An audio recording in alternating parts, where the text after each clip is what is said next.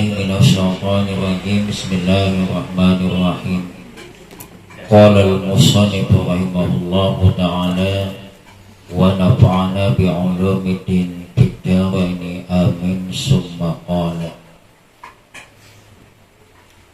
Jamaah Bapak Ibu yang dimuliakan oleh Allah, untuk pengajian kita pada malam ini kita membicarakan tentang sembahyang sunat yang mengikuti sembahyang fardu. Perlu diketahui bahwa hikmah kenapa kita disuruh untuk melaksanakan sembahyang fardu, disuruh untuk melaksanakan sembahyang sunat yang mengikuti sembahyang fardu, tidak lain adalah untuk menyempurnakan atau menampal kekurangan sembahyang fardu. Ulun ulangi, apa hikmah manfaatnya kita diperintahkan oleh Allah dan Rasulnya untuk melaksanakan sembahyang sunat yang mengikuti sembahyang fardu atau yang biasa disebut dengan rawatib? Tidak lain adalah untuk menyempurnakan atau menampal kekurangan sembahyang fardu tersebut.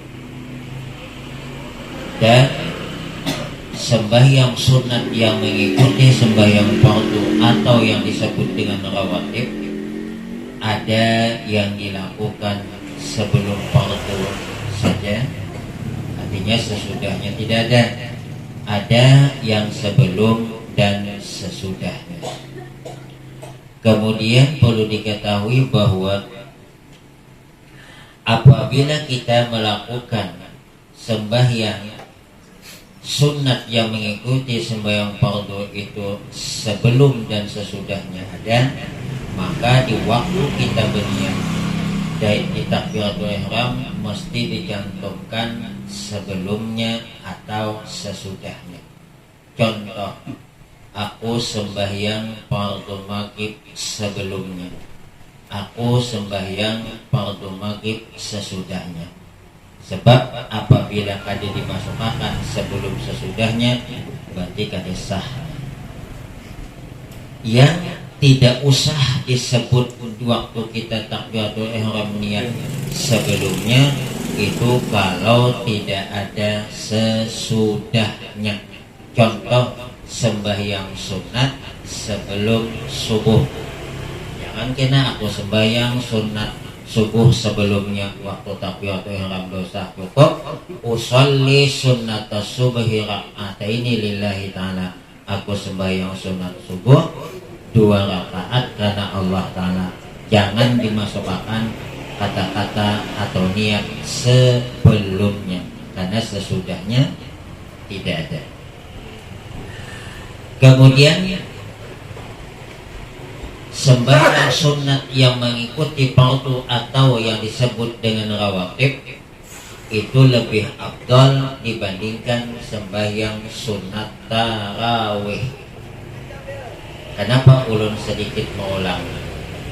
Sebab banyak pas waktu sembahyang sunat sebelum isya bepandiran di luar, hanya tarawih masukkan. Sembahyang isya cuman sunatnya ada. Nah ini rugi nih. Jadi pun ada orang sembahyang tarawih, ada hendak sembahyang sunat sebelum dan sesudah sembahyang isya, persis seperti melepaskan ikan senangin untuk mendapatkan ikan lundu. Pahamlah. Sebab lebih afdal sembahyang sebelum dan sesudah sembahyang isya. Sebelum isya 2 rakaat, sesudah isya 2 rakaat. Itu lebih afdal dibandingkan sembahyang tarawih.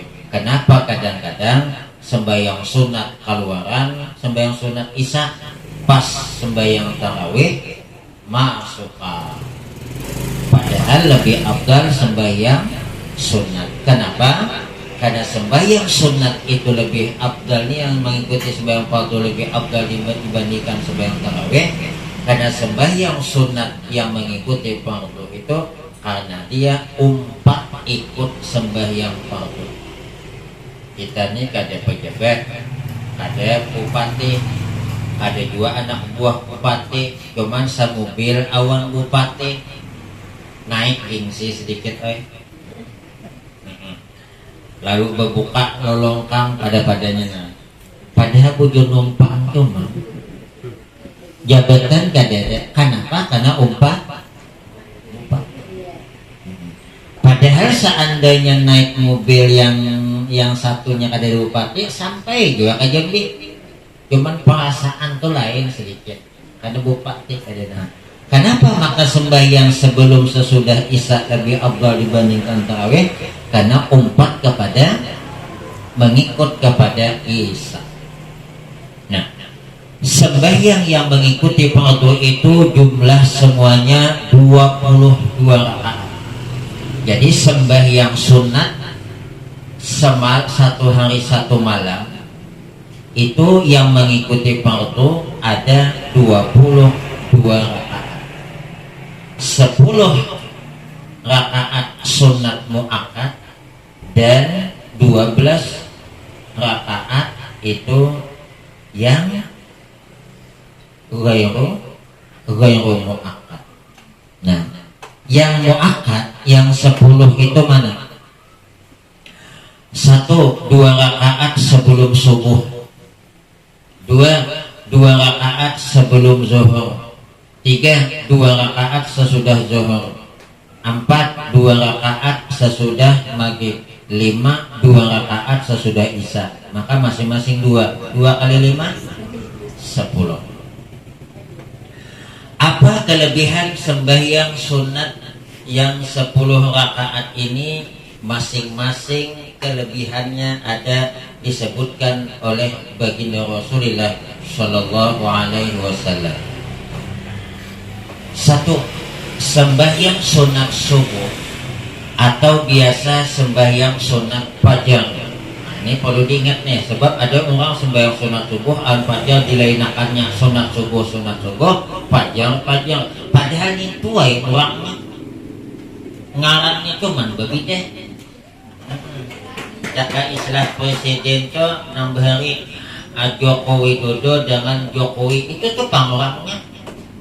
Nah, baginda Rasulullah Sallallahu Alaihi Wasallam menjelaskan rakaatul fajri khairun minad dunya wa ma fiha, rawahu Muslim. 2 rakaat fajar, 2 rakaat sunat sebelum subuh itu lebih baik dibandingkan dunia dan apa-apa yang ada di dalam dunia. Maksudnya 2 rakaat sembahyang yang kita lakukan sebelum sembahyang subuh itu lebih baik dibandingkan dunia dan segala isinya yang ada di dunia. Seperti intan, permata, mobil, gedung kalah dengan sembahyang sunat 2 rakaat sebelum subuh. Sebab kenapa? Yang dinilai oleh Allah itu adalah yang mengandung pahala. Walaupun emas karena tidak mengandung pahala, sedikit pun Allah tidak kasih nilai. Yang bernilai di sisi Allah adalah yang mengandung pahala. Jadi usahakan sembahyang sunat sebelum subuh. Rugi. Dan usahakan ketika mengerjakan sembahyang sunat subuh nih beriftitah juga dan bersurah pulang. Nah, sebab biasanya kita nih biar nambah iftitah tuh nang wajib aja. Padahal sembahyang sunat pun sunat beriftitah, cuman jarang nama gawe. Apalagi beriftitah sembahyang tarawih sekali di malam tuh cuman jadi imam. Malam kedua bulikan waik juga kada magannya diupatin itu. Padahal tarawih itu artinya nyantai, tapi prakteknya kada sesuai awal. Kada arti nyantai itu tenang, slow. Biar panas dudukan. Ayo ha, ayo kopi dulu. Tapi ini dia Kang, di surat di rumah, jangan di masjid. Nah, sembahyang sunat sebelum subuh itu ada dari ulama yang sunatnya qul ya awan qul huwallah. Dan ulama yang lain memadahkan alam nasrah dan alam tara kaifa. Yang paling bagus di rakaat yang pertama digabung alam nasrah dengan qul ya, alam tara kaifa dengan al-qul huwallah. Cuman mun kita kakananya di masjid terlambat datang bahaya kalau nang kamat gawian jawat menano gawian belum sembahyang kamat dah, makanya kamat ini kada melihat ada mekiakan orang entah maha itu maka lambat ya. Sedikit kita singgung masalah kamat. Satu, apabila kamat sudah mau dikumandangkan, contoh nang yang hendak kamat ini berdiri dah, maka makruh hukumnya kita sembahyang sunat. Berdiri dah nak kamat sembahyang sunatnya tiga. Kecuali Pak Imam. Nah nih Pak Imam paling berhak menyuruh qamat. Sebenarnya qamatnya si muazzin ini jangan dulu dia qamat kalau belum ada tanda perintah dari Pak Imam. Pak Imam sedang sembahyang qamatnya, dia Pak Imam malah hati tong belelembet. Makanya nih yang tukang kamatnya ini hendak meteh itu kalau orang biasa ada jadi masalah. Kalau orang biasa nang kada imamnya imam. Jadi kalau imam sedang sembahyang datang makanya apakah? Imbahkan dulu. Kalau perlu imam baca ini imam hanya baca dua kayaknya. Allahu Akbar. Jangan imam siapa anu milih awam ini. Jadi rupanya ada juga kita tuh perlu ketahui ketika kita kamat. Ketika imam belum ada perintah atau tidak ada perintah, tapi biasanya kalau sudah selesai ya udah. Ini imam belum lagi selesai udah kamat, imam belum selesai baca doa kamat dan yang berhak menyuruh kamat adalah imam. Kalau imam belum ada tanda menyuruh, ada boleh. Nih, jadi ini hati-hati jadi kaum nih. Nah, cuman kau nak imam nih pulang tahu diri pulang mentang-mentang ditunggu sengaja jelas-jelas kada dahidin datang kada dimulai tahlil belelambat pulang ada nak kayak itu jadi lain kalau Jumat sembahyang Jumat itu imam yang saat itu mungkin ditunjuk jadi imam disunatkan memang dia tidak segera datang. Nah ini hebatnya imam pulang sembahyang Jumatnya. Kira hendak nang azan hanya datang. Imbas selesai azan, imbas selesai hidin sembahyang azan, nah bagus. Cuman nang makmum nang kada tahu nih, dia asal jadi imam lambat terus. Dia jadi imam lambat terus. Padahal yang sunatnya bagi imam sembahyang sunat memang kayak itu. Ini khusus sembahyang Jumat. Artinya begitu selesai sembahyang sunat, tahiyatul masjid langsung apa tadi? Azan. Nah, ini kadang-kadang kita nak ada tahun nih. Jadi imam lambat terus jauh. Padahal disuruh jelaka-laka sembahyang Jumat itu kita mau hendak lama lambat datang ke masjid hari Jumat, jangan jadi makmum. Jadi apa? Imam. Jadi masing-masing itu presiden tuh kumpul dan menterinya yang keluar wajar ini pang pimpinan sama lah tuh bayan tuh. Wallahu a'lam. Ada pertanyaannya? Dada. Dua. Jadi yang pertama tadi jangan qamat dulu kalau belum ada perintah imam, atau imam sedang sembahyang jangan dulu. Tapi kalau misalnya orang sedang nangkal sembahyang, nah udah tahu dia ada jadwal tulisan di situ nah. Semenit lagi qamat. Berdiri sembahyang. makruh hukumnya apabila qomat mau dilangsungkan sembahyang sunat. Tapi Ustaz, apakah sayangannya meninggalkan kaina imbas sembahyang wajib kita gawe? Jadi sembahyang sunat sebelum kita melaksanakan sembahyang fardu karena tidak sempat, selesai sembahyang fardu boleh kita gawe. Jadi kagaan jadinya, tidak apa-apa. Kita kelambatan sama anu datang sembahyang asar, orang sudah amat nih atau hendak amat. Maka biasa sebelum asar sama sunat imbas sembahyang asar boleh, cuman jangan digawe di orang banyak. Timbul gampang pesta. Genalnya tulisan setelah sembahyang asar tidak boleh sembahyang sunat. Kenapa maka sembahyang sunat toh? Nah, nang awak nang ada paham? Yang tidak boleh buai sembahyang ulangnya. Yang tidak boleh sembahyang setelah sembahyang asar, sembahyang yang tidak punya sebab, sembahyang yang tidak punya waktu. Tapi kalau selesai sembahyang asar terjadi gerhana matahari, sunat. Imbas sembahyang asar belum tadi lagi sembahyang sunat asar, boleh. Apalagi imbas sembahyang subuh memang tidak ada sembahyang sunat, itu yang tidak punya sebab, tidak punya waktu. Tapi kalau misalnya kita imbas sembahyang subuh misalnya nih, lalu batal. Kalau maka anak itikaf nih, ketika masuk ke masjid sunat tahiyatul masjid. Tapi imbas sembahyang subuh boleh lah, boleh. Apa sebabnya? Sebabnya masuk. Makanya dalam ulama fikih termasuk sunat wudu. Ibu nih imbas sembahyang asar, biasanya imbas sembahyang asar mengaji cuma maka batalnya lalu wudu. Setelah wudu sunat sembahyang sunat, padahal lepas sembahyang asar boleh lah, boleh. Sebabnya ada tadi. Apa sebabnya? Wudu. Amun kada imbas sembahyang asar kada boleh. Semua anak yang datang sebelum maghrib itu berdosa.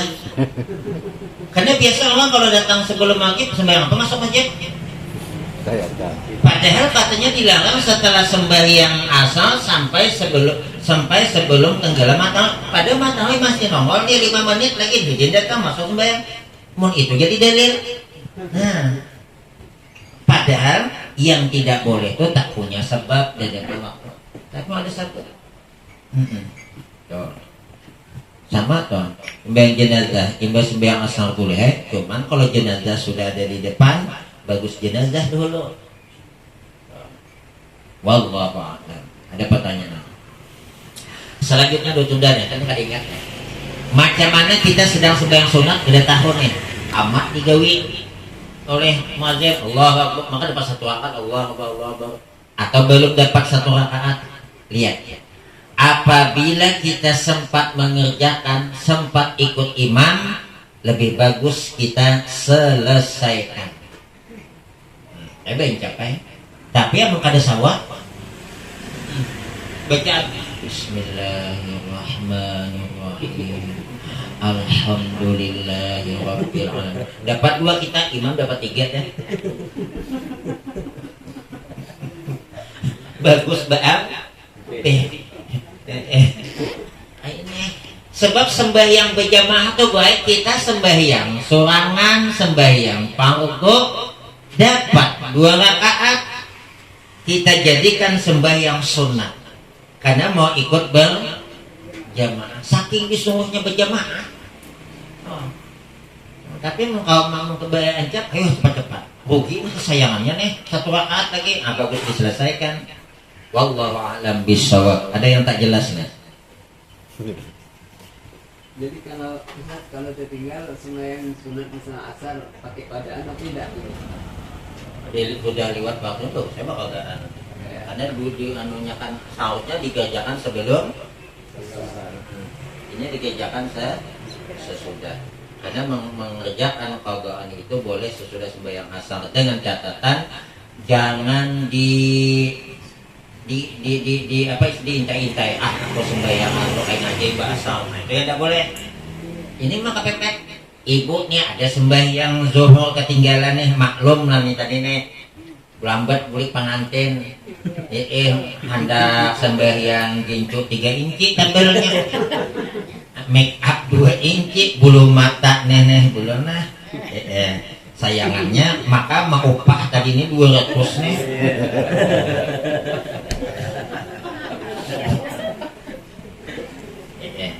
Sampai ke rumah sekalinya asal udah. Nah sembahyang asal jangan. Nah paling bagus sebenarnya jangan asal dulu mengerjakan qadaan. Tapi hidin kada tahu. Sembahyang tuh aja kudu dia. Sekalinya dianjak hidin imbah asal boleh aja. Qadaan. Ini hati-hati nih. Ya Allah. Wah ini bibinian yang upah tuh laki ada kan upah. Ada kan bola laki yang upah? Ada deh. Bibinian anak maka menangis dikit no. Boleh naik aja mama. Boleh bang gitu. Hingus anak dikit. Ya Allah, kaina bu aeng anak-anak udah gana. Wallahu a'lam. Ada pertanyaan? Tidak ada. Jadi sembahyang sunat yang belum kita kerjakan bagus kita qadha. Kembali kepada masalah tadi, ayat tadi di dalam kitab I'anatul Talibin ada dijelaskan man dawama ala qira'atihima fihi ma zalat anhu illatul bawasir. Ini kelebihan sembahyang sunat subuh membaca alam nasrah dengan alam tara kaifa. Jadi usahakan mulai subuh kaina alam nasrah alam tara kaifa. Aku kada kalau Ustaz andak dinding tulisannya. Tak ana cacak menutupi iya.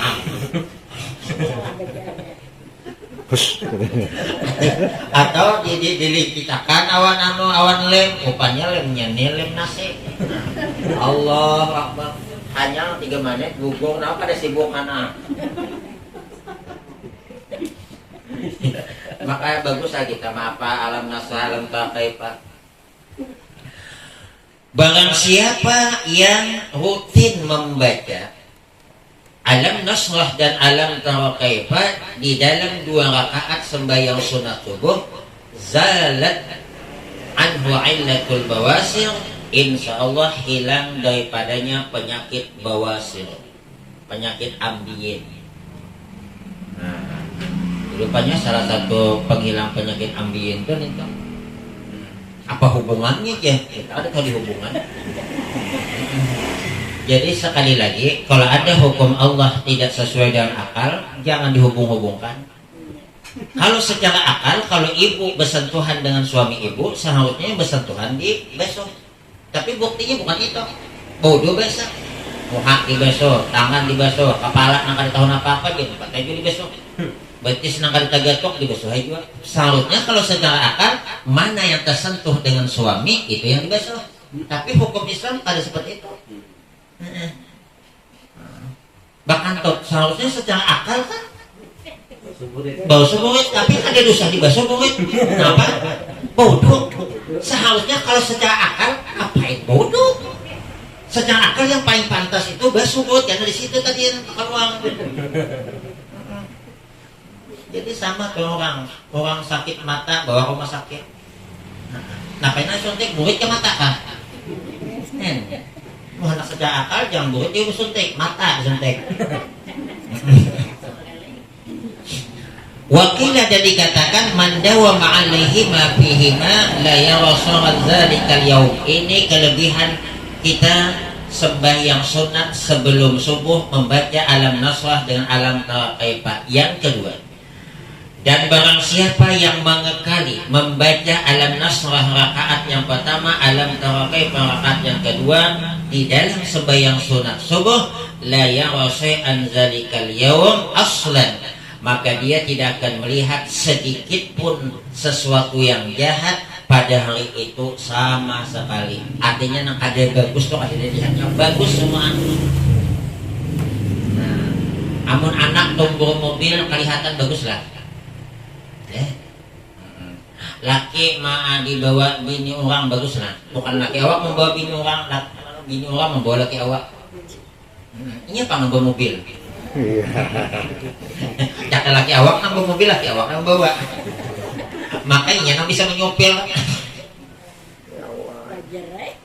Sabar aja. Nah makanya amalakan nih gue. Sekali lagi nih, ini bu amalannya luar biasa nih bu. Bismillahirrahmanirrahim. La ilaha illa huwa rahmanur rahim. Allahumma azhib anni al-hamma wal hazan. Insyaallah kalau mengamalkan ini sesuatu yang tidak menyenangkan Allah hilangkan, Allah jaga, Allah pelihara. Kaya amun laki kawin lagi senang lah hati. Nah jadi mah ada lakinya tujuh kawin jenjang kata pembeca ini.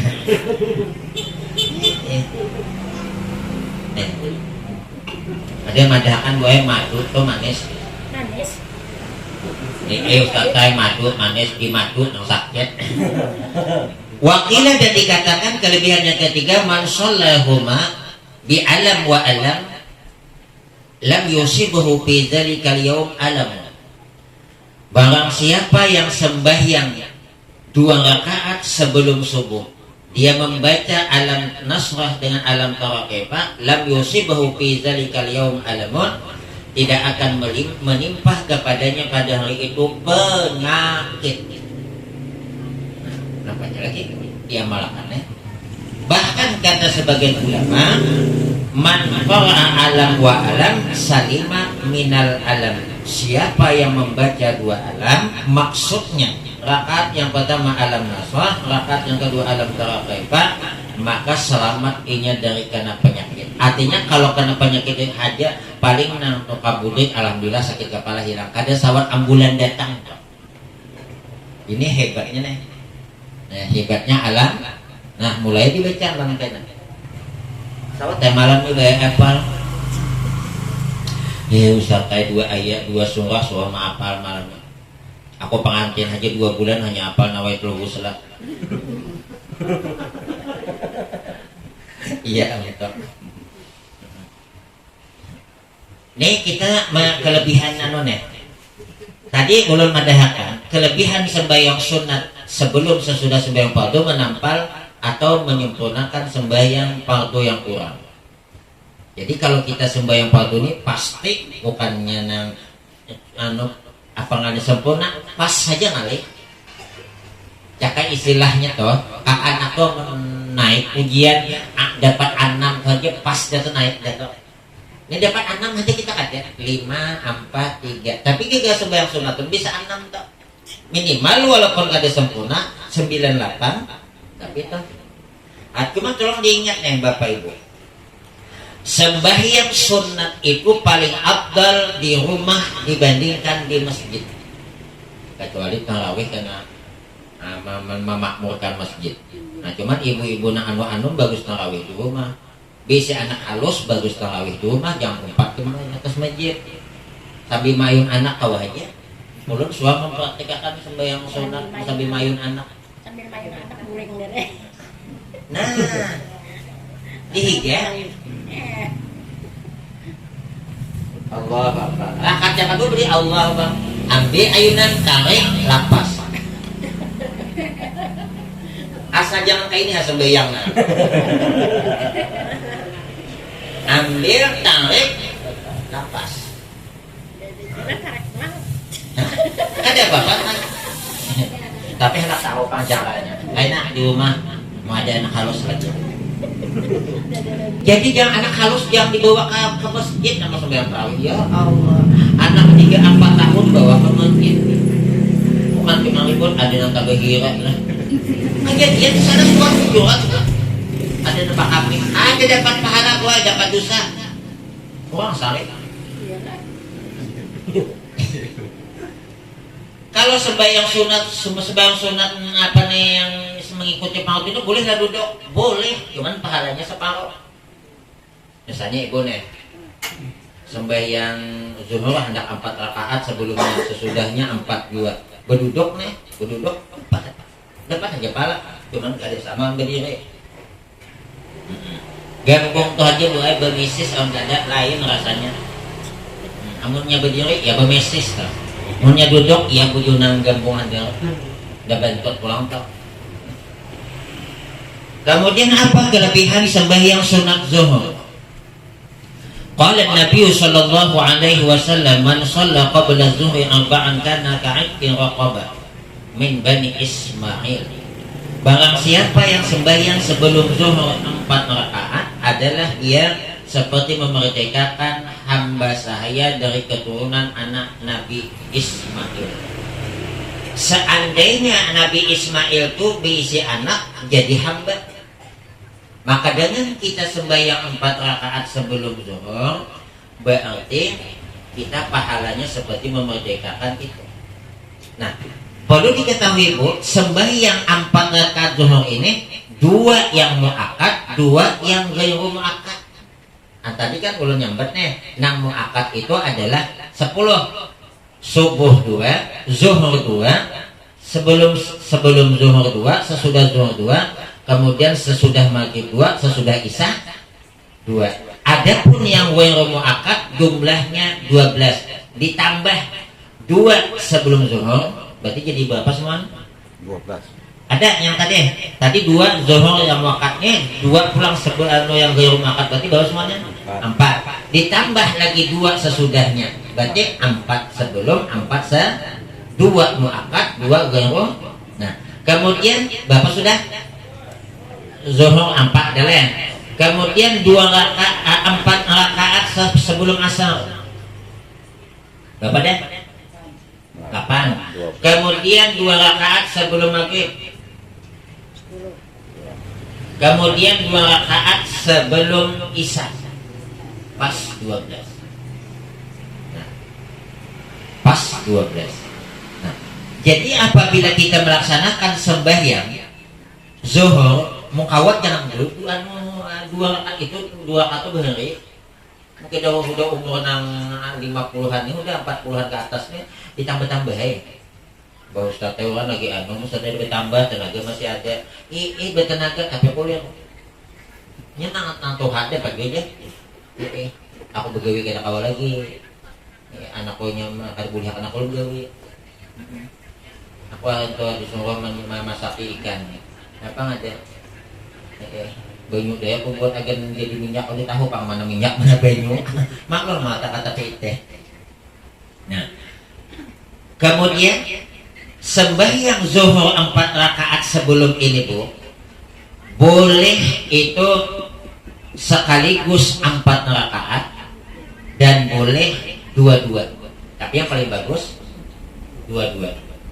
Nah, sembahyang sunat zuhur sebelum dan sesudahnya 4-4-nya boleh dilakukan 2-2, inilah yang paling bagus, dan boleh 4 sekaligus. Nah, 4 sekaligus ini terbagi 2. Ada yang pakai tahiyat awal, ada yang amun hendak sembahyang sunat zuhur 4 rakaat pakai tahiyat awal, maka rakaat pertama dan kedua yang baca surah 3 dan 4 kada usah.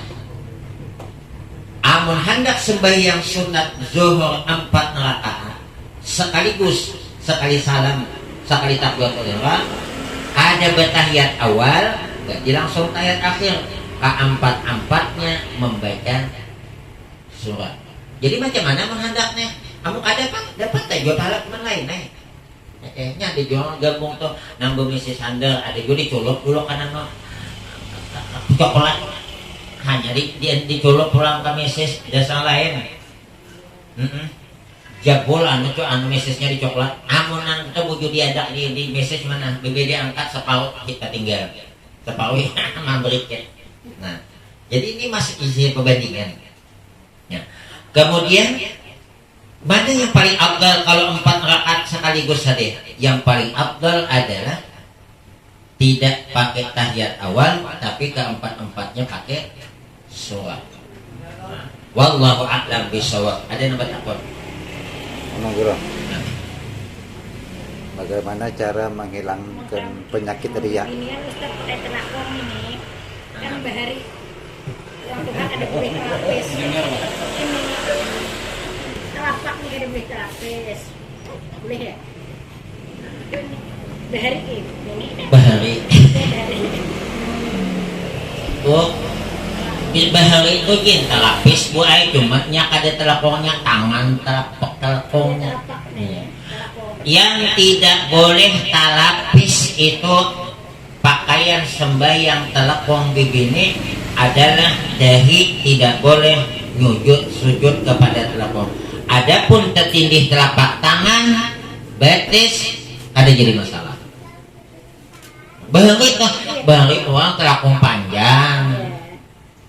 Kemudian sekali lagi nih, ini yang kelihatan.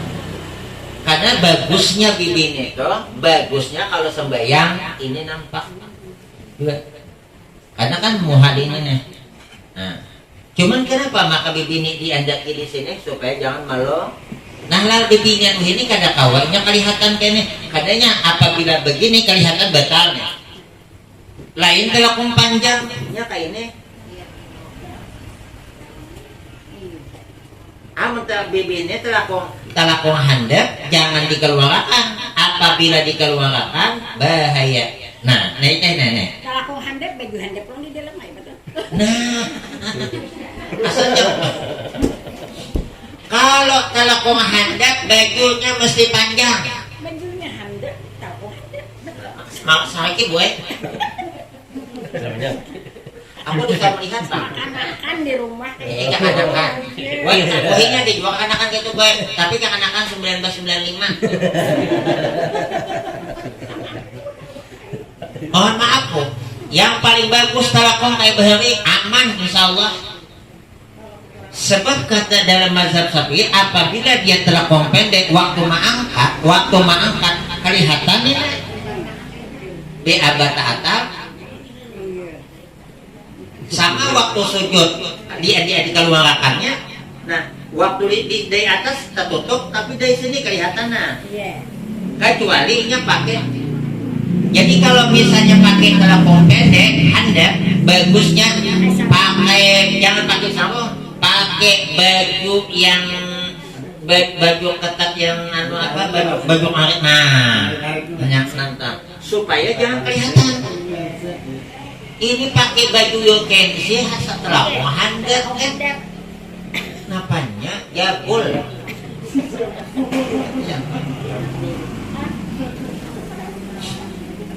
Apa deh lagi? Pertanyaannya gini Guru, ini ada hubungan kami dua ya. Bagaimana caranya bersyukur melalui lisan? Terusan pertanyaan yang kedua ini, bagaimana caranya menghilangkan penyakit riya? Kadang-kadang kita bersyukur nih bisa dah, kadang-kadang macam berzikir segala macam, tapi takutnya riya nih. Kalau di orang di hadapan orang itu macam mana menghilangkan? Jadi dua pertanyaan gue. Bersyukur melalui lisan sama menghilangkan penyakit riya. Bersyukur melalui lisan itu salah satunya ucapan alhamdulillah. Dan syukur itu bukan cuman kita mengucapkan alhamdulillah. Apapun perbuatan yang baik-baik yang kita lakukan itu sebagai tanda syukur kita kepada Allah. Itu berupa zikir mungkin. Itu sudah tanda syukur toh. Cuman secara khusus ucapan syukur itu adalah alhamdulillah. Kemudian kayak apa? Di hadapan orang kita kali bisa lihat maka mengikuti tasbih. Sebenarnya zikir itu tidak mesti di mulut. Waktu kita itu gak Allah dalam hati. Wah mantap lagi tuh. Cuman kita nih kebanyakan desa hendak melihat orang berjalan dari rumahnya. Nah hati-hati pun hati kurang mantap, tidak usah. 3 kali omah ya ngondok.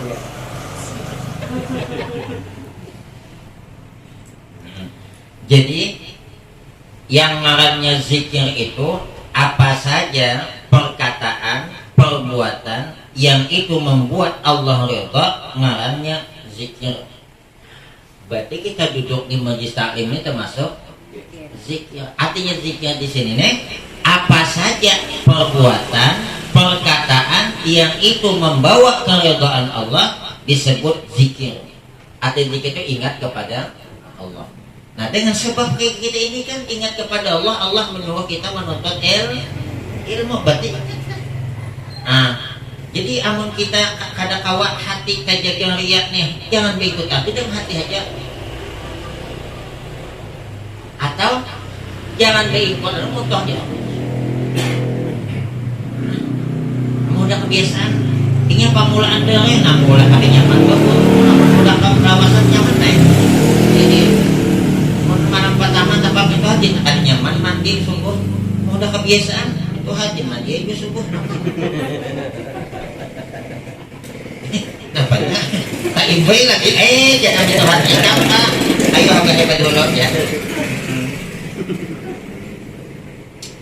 Wa qala Nabi sallallahu alaihi wasallam, man sala arba'an qabla zuhri ghafara dzunubahu yaumahu dzalik. Barang siapa yang sembahyang 4 rakaat sebelum zuhur, sesudah zuhur, diampuni oleh Allah dosa-dosa kecilnya seharian itu.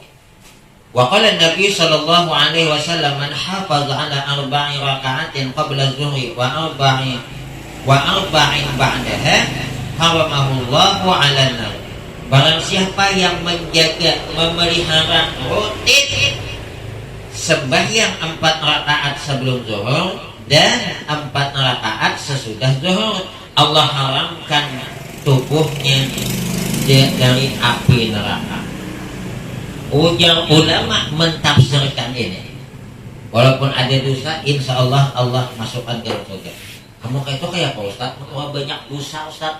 Ujian ulama pulang biasanya biar banyak dosa ada tagawi sebelum sesudahnya 4. Sebab penghambat kita untuk melaksanakan ibadah itu salah satunya dosa itu berat benar. Itu yang kadang-kadang hendak sembahyang zuhur 4 rakaat sebelumnya kali, sesudahnya 2 kali.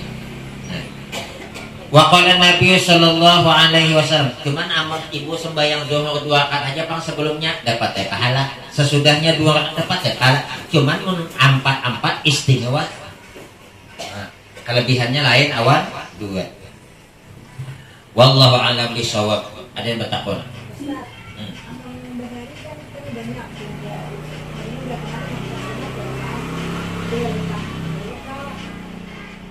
Bahari banyak ketinggalan. Sembayang. Jadi sudah Tuhan kan pura-pura lagi patungnya ya Pak. Amun bahari banyak ketinggalan, lebih bagus meninggalkan sunat qadha na digawi.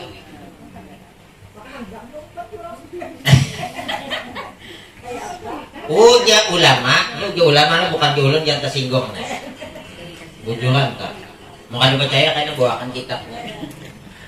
Apabila ada qadhaan, itu haram hukumnya kita melaksanakan sembahyang sunat. Sebab kenapa? Sebab sembahyang sunat yang kita kerjakan karena ada qadhaan tidak ada faedah. Kenapa? Sunat tidak berdosa kita tinggalkan, tapi qadhaan berdosa kalau kita belum gawe.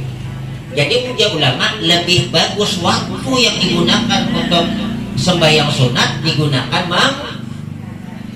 malah apa? Jangan kadang anunya dah. Amun aku menggawe sunat kelebihannya ini. Tapi aku kan disiksa amun meninggalkan. Tapi kelebihannya ini, amun aku kadang menggawe qadhaan aku disiksa. Bagus ini. Bahari itu kan banyak kuler mandi anak kalau Dasar. Wah ini banyak gue kita. Ada maksudnya wahini berana ada juga. Amun bahari itu udahnya wahini ada juga. Mau kada mau ay? Mohon maaf Bu. Daripada ibu tulak sembahyang tarawih, lebih bagus ibu mengqadha di rumah aja.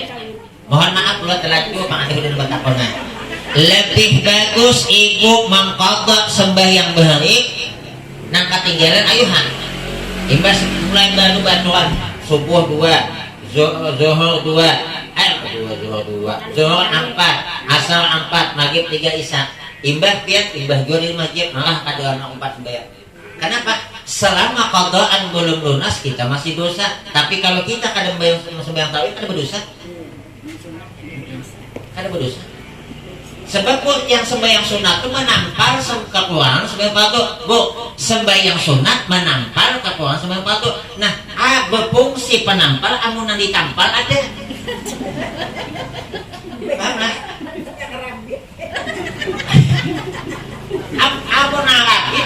masih tagawi. Ini ceritanya kan gini, Bu.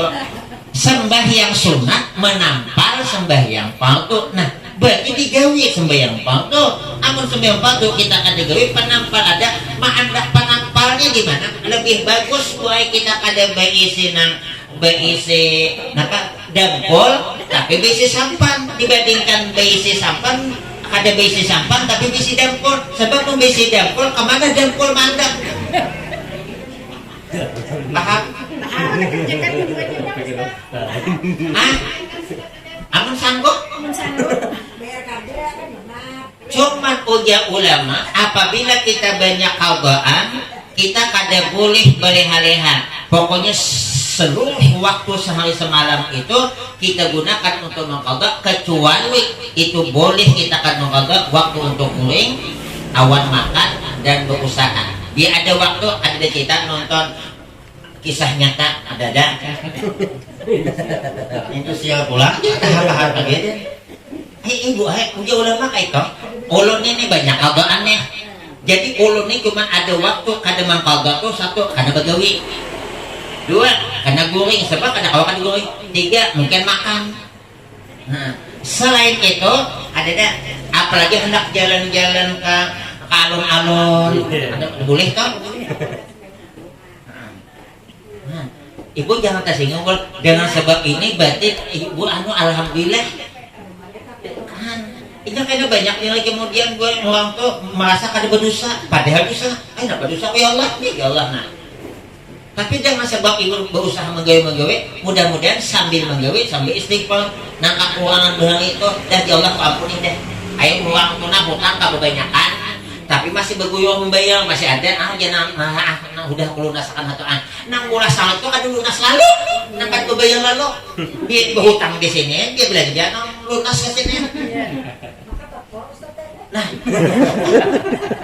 tahu atuh jadi penampal berfungsi kalau ada yang di Bu kayak sembahyang subuh tuh belah kalau kita ada bakonot itu istilahnya tuh ada rapit di baju dan sebab konot ditampal artinya ada lubang ditampal masih lumayan kok walaupun bertampal kada kelihatan dibandingkan berlubang nah berlubang nih ya nah kada sampai sujud tahwi tau nah wallahu a'lam bishawab. Ada lagi Bu?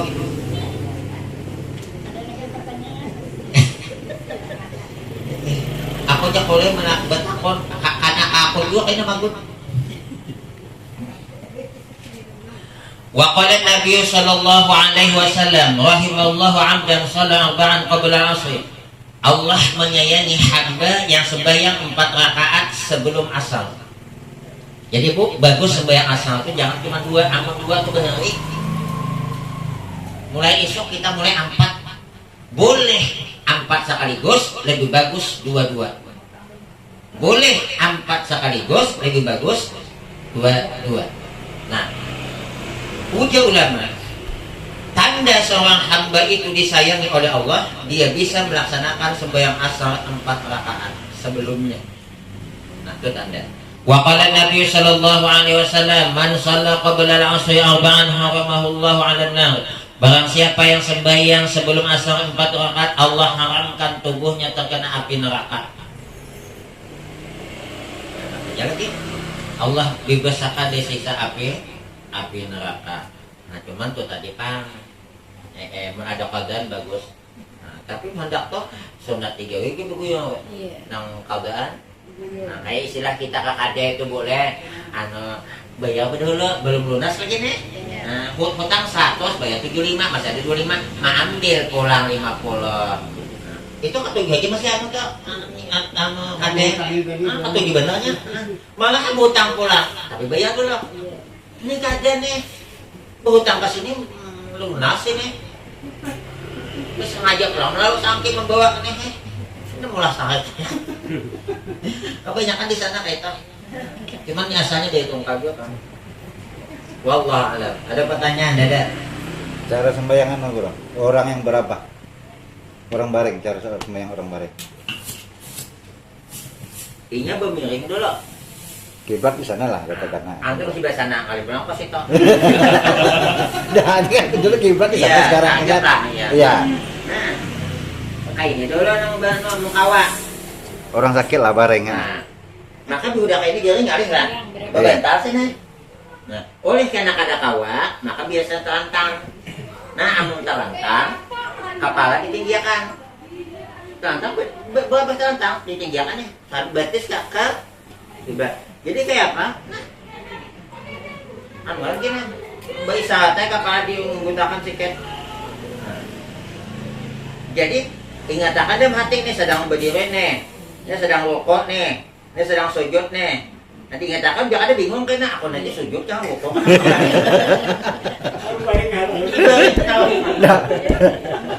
Nah, posisi kaki ke sana guru ya? Ah, kaki belah. Oh, bukan bermiring. Kalau nya bermiring, anu muha kaki kiblat. Nah, ini kiblat sih. Enggak ya, kiblat sana lah. Nah, sekarang nih posisinya. Nah, hendak dituakan. Jenazah kalau ada orang yang meninggal dunia, itu yang paling bagusnya itu adalah jenazahnya begini bentuknya.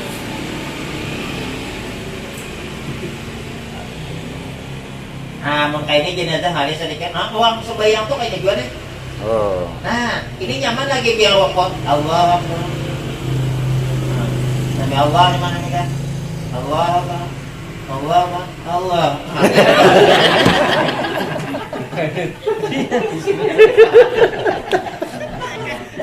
Oh, kita ada kawa. Ada kawa mau kada mau. Nah. Ya, betelentang. Tidak bisa bihereng. Nah, ini kiblat sana. Baca itu baca. Oh, coba. Nah, ditinggiin nih. Nah, ada bentar pas bentar. Besok aja bangun. Nah. Hah? Iya. Jadi manggupnya mana Mau kawa, enggak ada kawa. Pas mata. Mata kada juga mati lalu. Ada kawa lalu, ya sembayangan kan. Iya, ada. Iya. Jadi yang barabah tadi guru yang bagusnya kalau kita bisa bihereng, bihereng. Bihereng dulu. Kalau tidak bisa bihereng baru betelentang. Nah, kalau bihereng itu sini lambung bawahnya. Oh, yang sebelah kanan. Kanan. Tapi mun minyak kada kawa ini karena mungkin di sini ada penyakit atau apa, kada kawa kan sebelah sini. Cuman yang paling sunatnya adalah sini. Nah, Itu posisi kalau kiblatnya di sana. Kiblat. Berarti amun kiblat barat berarti batis di mana tuh? Batis adalah selatan, kepala utara. Ya, Melintang itu ya. bentang. Ini kiblat. Ya. Kiblat mana? Sana. Mau kawat. Nah, ini mau kawat di sini, mau kada kawat karena mungkin ada penyakit sini kan bisa ditindik. Iya. Nah, paling abdul. Jadi jenazah itu sebenarnya begini juga. Cuman karena hale kebanyakan dia apakan? Talentakan. Padahal muka kayak ini banyaknya bantal di belakang. Oh.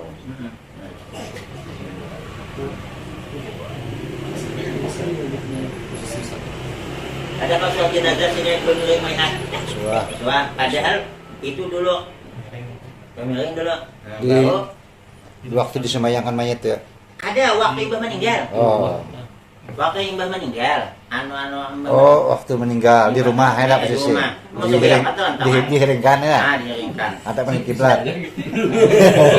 Ini ceritanya mayat tadi meninggal. Iya. Kebanyakan mayat meninggal itu betis menghadap kib. Iya. Padahal Karena sebenarnya mula-mula sekali itu Melintang dulu. Melintang. Cuman kebanyakan kita mungkin ya ngalih usia setengah tahun yang praktis. Padahal yang paling bagus dulu tuh mayat itu. Tapi kalau jenazah disembayangkan telentang. telentang. Kemudian kepalanya di mana tuh? Kepalanya utara betis selatan. Nah, cuman ada beda sekali lagi nih. Hal itu udah sampaikan. Kalau ini pas nih. Kalau mayatnya adalah perempuan begini, kepala sebelah kanan imam. Berarti sebelah Kiri. di mana imam berdiri agak bagian sini sedikit, sehingga lebih banyak kanan.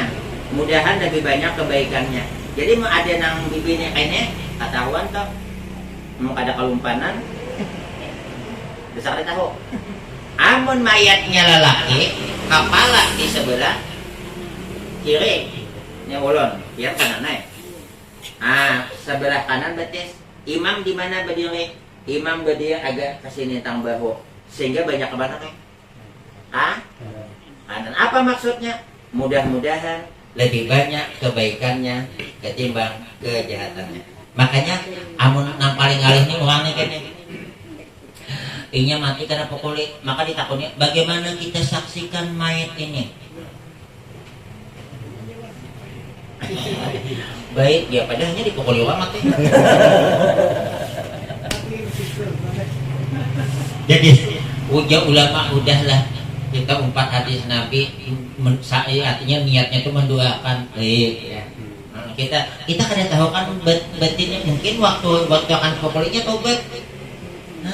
Zahirnya makanya pahkum bidzawahir wa la tahkum bil bawatin.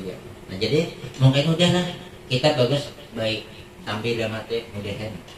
Padahalnya pokoknya orang. Naik ke rumah bini orang.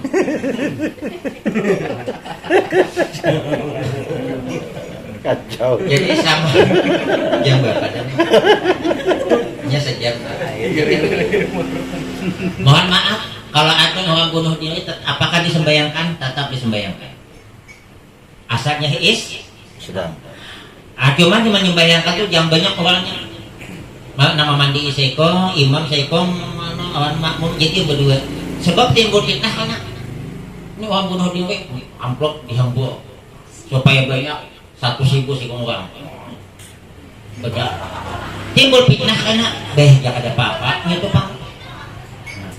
Orang yang tidak pernah sembahyang sekalipun asal dia masih mengaku Islam tetap disembahyangkan. Cuman jangan timbul fitnah. Artinya cukup melepaskan kewajibannya. Cukup melepaskan kewajiban. Wallahu a'lam bishawab. Ada pertanyaannya. Jadi itu sejam dan maka ini lambat Isa lambat dimulai. Bulan buat dah. Bulan setengah enggak. Nanti kita sambung lagi. Wallahu a'lam. Ada pertanyaan Bu? Habis. Al-Fatihah.